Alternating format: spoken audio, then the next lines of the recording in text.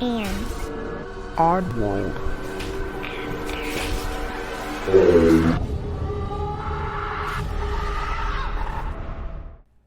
Hey oddballs, I'm your host Jensen and welcome to episode 8. Today's episode is actually being recorded on a very dark and rainy day, and my office is in the basement.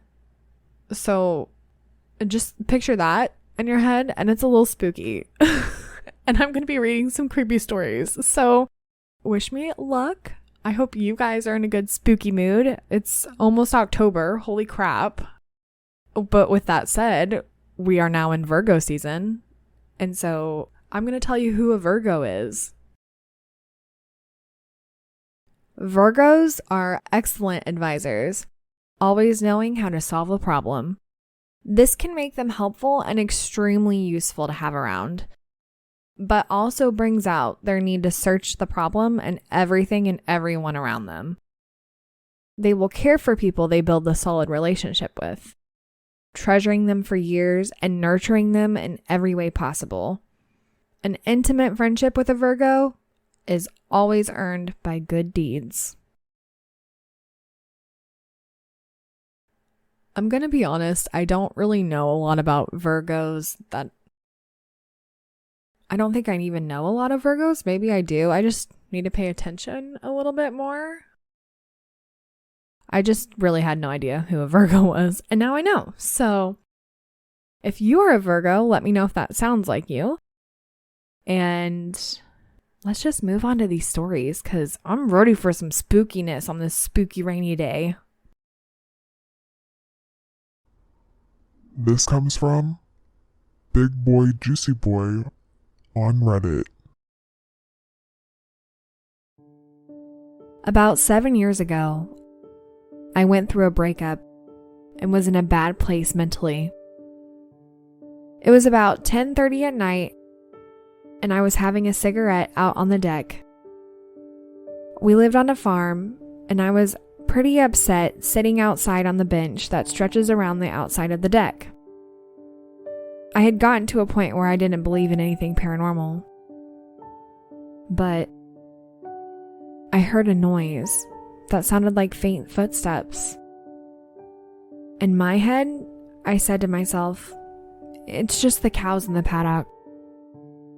So I didn't turn around.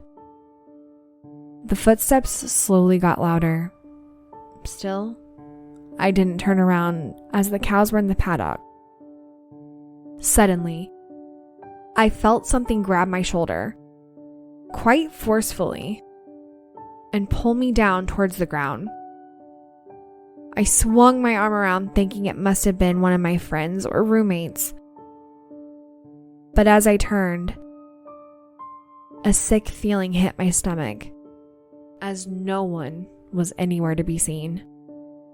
I stood up shocked, ran to the door, cigarette still in hand, trying to comprehend what had happened.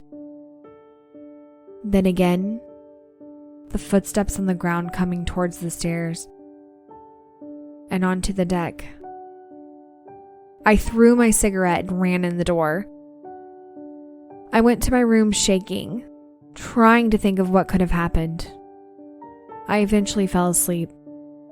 The next night, I went outside for a cigarette, not even thinking about what happened the night before. Again, the bloody footsteps. My whole body sunk, feeling like I was trapped, and was like, Justin, you have to pull your head out of the gutter.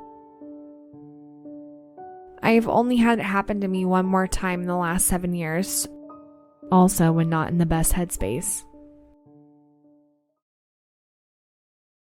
I'm telling you, it always happens when you're in the worst headspace when things come to you. It's like in a previous story. That person had a negative experience and something happened. So I think there's some kind of correlation there. But anyhow, we're going to go on to the next story.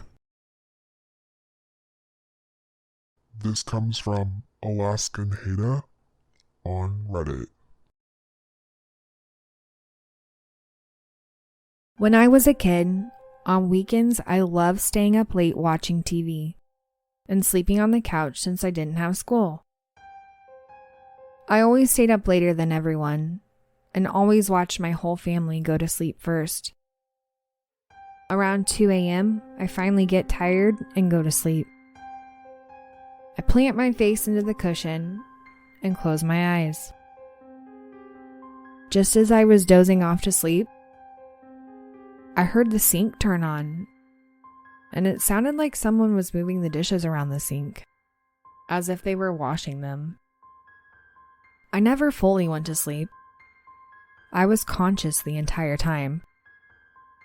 What makes it so creepy is the kitchen was positioned in the corner of my apartment, and the couch had a view of my room, my parents' room, and the kitchen. No one came in or out of their rooms. I didn't even hear the door open. Then, suddenly, I hear the sink turn off, and the rummaging in the sink stopped. I asked my family if anyone got up at 2 a.m. and just started doing the dishes, and they all laughed and asked what I was talking about. I never slept in the living room again. Well, at least they were doing the dishes, whatever it was, right? I mean, it doesn't sound like a bad ghost, like the first story, you know? But anyhow, I hope you guys enjoyed the stories today and have a spooky day. And well, it's an odd world after all. Oddballs, go follow us on It's an Odd World After All podcast on Instagram and Facebook. Also, give us a 5-star review on Apple Podcasts. If you have a story you would like to share, email us at it'sanoddworldafterall@gmail.com or message us on one of our social platforms.